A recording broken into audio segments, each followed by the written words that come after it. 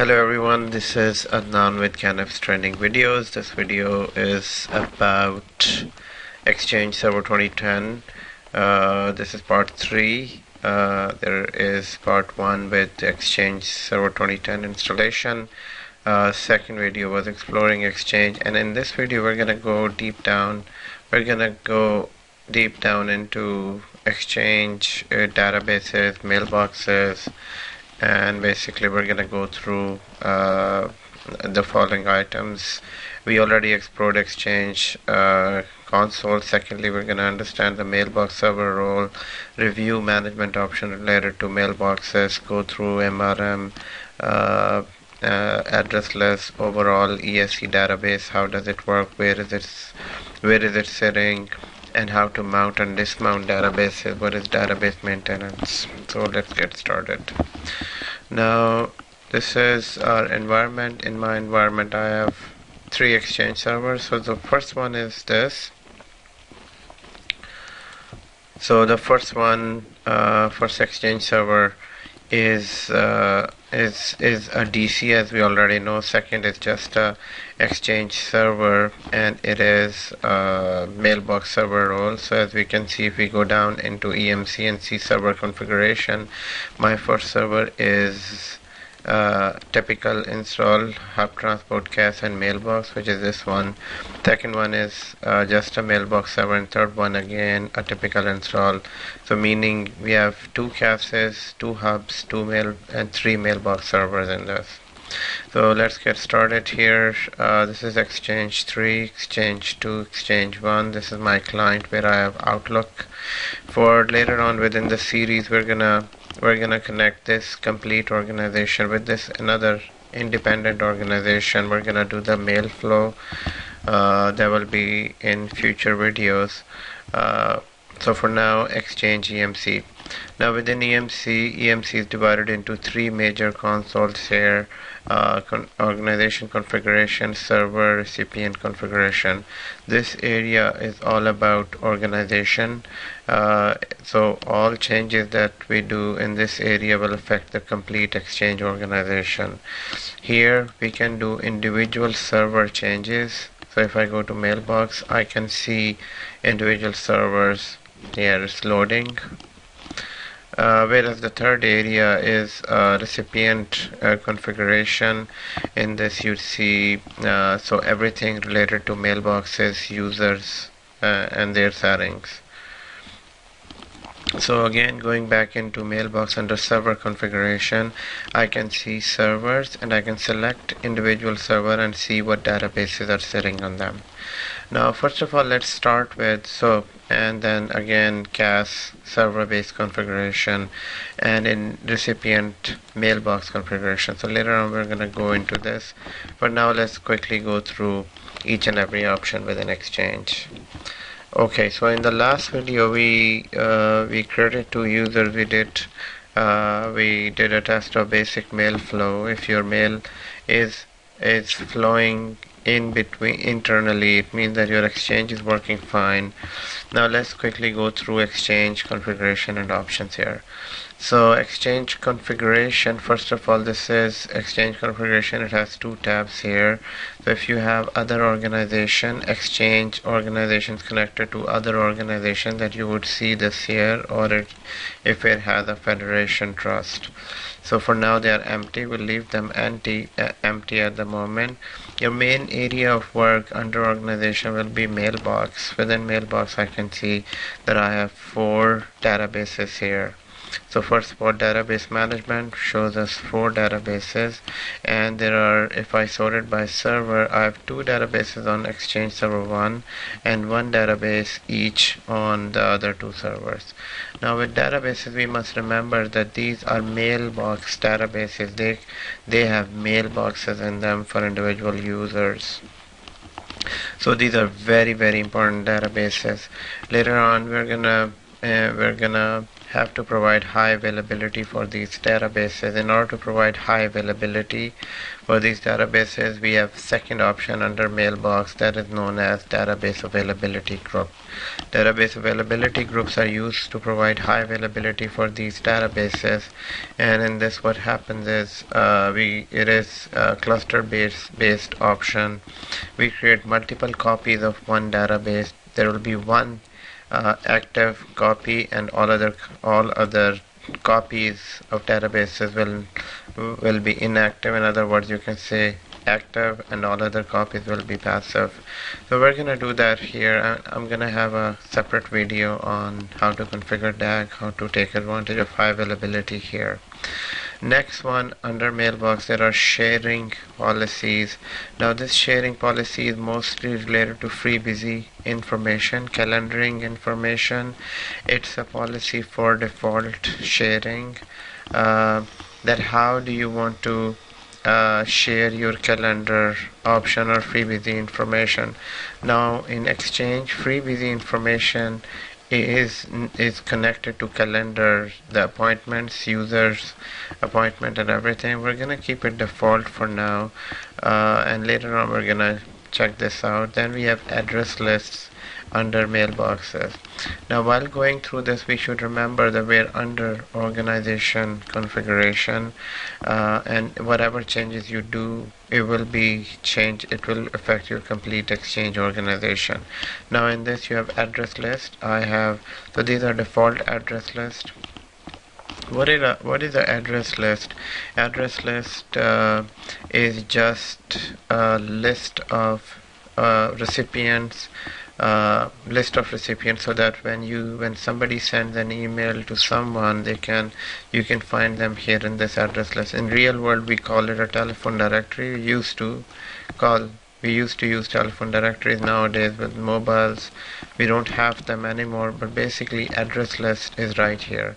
So if I go to my client here, and if I go to home screen, and here I should find address list right here. Where is the address list? So file, let me open a new email. So what's going wrong with this?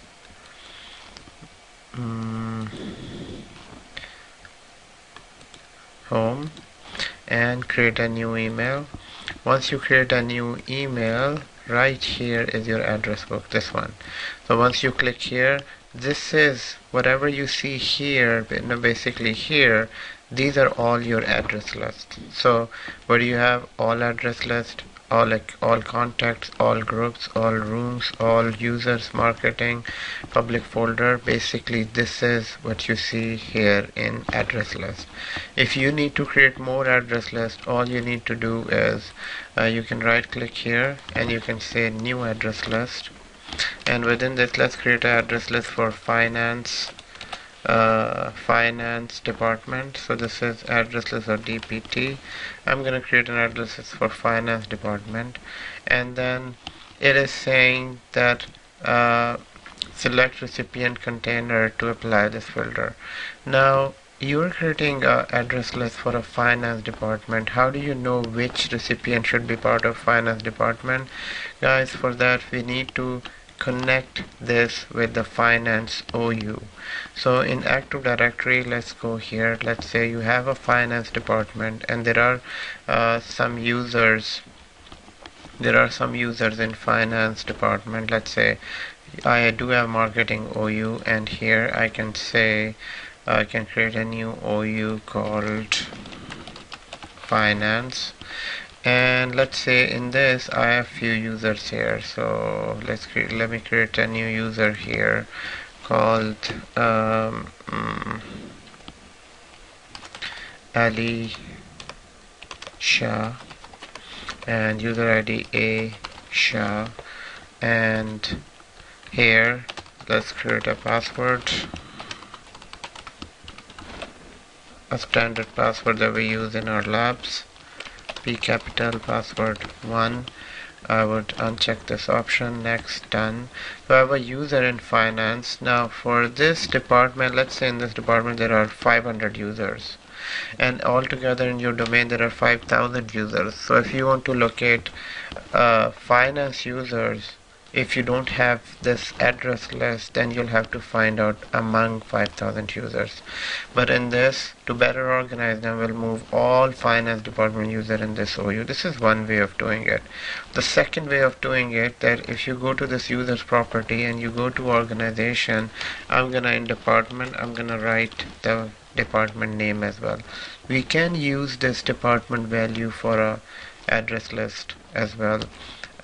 So for now we'll just work with so it's select recipient. So I'm gonna say all the users that exist under finance department should be in this address list.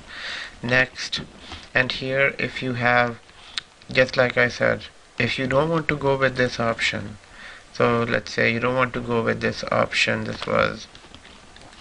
and you just want to, and you're saying no, in this address list add all users from this domain, and right here you can say, okay, from those users just select people with finance, with the value, with the name finance in their department attribute. So this will be this will be an address just for those users. Now just to preview what will be in this address list, you can preview, and for now it's not populating because we just made that change, so we might need to cancel this one time and then go back to ADUC. Here let's see, let's again check organization. I have finance in it, and then go here, try again, create a new address list. I'm gonna say finance DPT, finance department, and next. Here if I go just next, it will work, so it's not connected to anything here, but I can go right here and say okay, so if any user has the word finance in their department, that should be added. Now let's see, still not populated, might take few minutes. So in this way, so at this point we'll just add finance. We'll just say any recipient who has the word department, and we're gonna check that out later again. So once this is done, you just click next, and new. Now new address list is created. Now to verify if this address list is available in our address list, so we can go to the client here, and for now I don't see it here. I'm going to close this, open this again, and right here this address list is not yet populated, and so we'll give it a few moments here. So and this address list will definitely appear within this location. Let's try one more time, and let's say finance. So in address book should have it here. It's not yet. Let's try from the same machine and log into Outlook Web Access. Guys, this is Exchange and Active Directory working together, so sometimes it might be a bit slow to populate all the changes that you're doing in the environment, so just be patient. Here I'm gonna log in.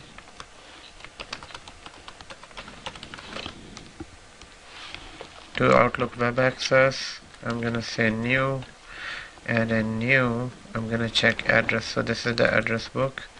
Within the address book, let's see, what do I have? This is my address book, and I have default address list, show other address list. If I can see, this one is right here. So this is the address list we created, and in this address list for now nobody is listed, and I would say just give it some time and you will see some people listed in this address address in this department, in this address list based on the department finance.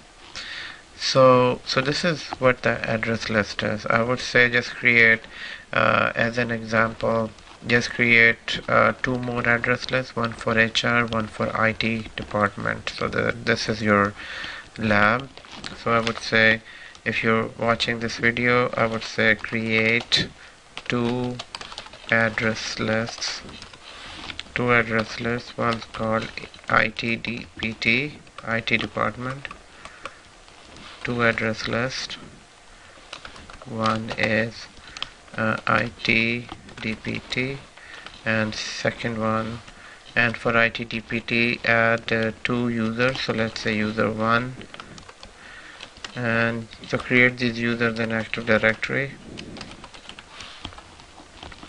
User 2, and second address list will be HRDPT DEPT, and create user 3 and user 4.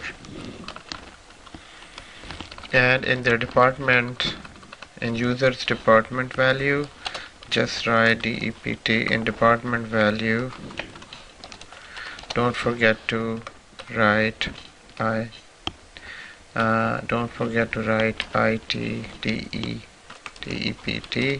and so this one ITDEPT, the second one ITDEPT, this one IT HR department, and when you create an address list, within the address list, when you create an address list, mention these department names there. So this is a practice that you need to do if you're watching this video. So here, practice number 1. Practice. Now second thing, let's jump back to our EMC. So we were here on address list. Second one is retention policies. Now there are a number of retention policies that are by default there. We're not gonna make any changes here at the moment. Now these retention policies are just saying that when to clean up the delete. This is called delete and allow recovery. So here retention is saying that 1 month delete policy on personal folder, 1 month, 1 week, 1 year. These are ready-made retention policies that we can apply to different places. For example, here you have never delete and allow. Actually, not this one. Age of limit 1 week, 1 year. So I'm going to show you where these retention policies are applied, but these are basically to clean up your environment, then when to delete or allow. If you apply this policy, then every 30 days the deleted items, everything that is deleted and sitting in the deleted items within Outlook, it will be permanently deleted. If you apply this policy, so everything that will be sitting here, so if I show you in this folder which is deleted items, so these all retention policies are for this place. So any items which are sitting here that are more than 30 days old, they'll be permanently deleted if you apply this policy. If you apply this, there will be per week, by weekly, in a week they'll be deleted. If you apply this, they'll be kept and deleted for 1 year. So this is now, and then you have these retention policies as well. Now that is for only deleted items, whereas this one applies to recovery, and they are added with retention policies. Later on we're going to configure them. Guys, among address list, this is an address list that is available to all online users. Now for example, if this user here who's connected to OVA, as long as user is connected to OVA, they'll be able to see the address list, so they can go and see the address list. But guys, what if the user is offline? Now with OVA this is not possible. User cannot be connected if the user is not user cannot log into Outlook if user is not connected to internet or the server or the Exchange server. But whereas in Outlook, this is my Outlook. In Outlook, even if you're connected to your network or not, you can still open Outlook. And if you need to see the address list in as offline, you will be able to see that if you have some offline address book. So for now there is only one address book. There are two other that I made previously, but if this is your new environment, you will have only one offline address book. Main purpose of offline address book is if some user is not connected, then they should be able to see some address list. For example, if they're composing email, they should still be able to find users in Outlook, although they're not connected to the real environment. In order to create an offline address list, all you need to do is you can create new offline address list, and here let's say I'm gonna say here this is for finance, and here offline address book generation server, I'm gonna say this will be created on the same server, and then next and next. Actually before that, here it's saying that include default global addresses, or you can say no, add some special address which is only this one. So you can say this address list should be added. So now this address list is created in offline, so this is available offline. But then later on I'm going to show you we need to attach them to the users who need to access them, or they will be attached to servers, Exchange servers. So basically in Mailbox under organization you have these different properties. Now most commonly used places is database management, where I can see my databases. So in the next video I'm going to show you what are these databases, how to work with these databases, and what do you need to know about these databases. Thank you for watching this video, and I'll see you in the next video.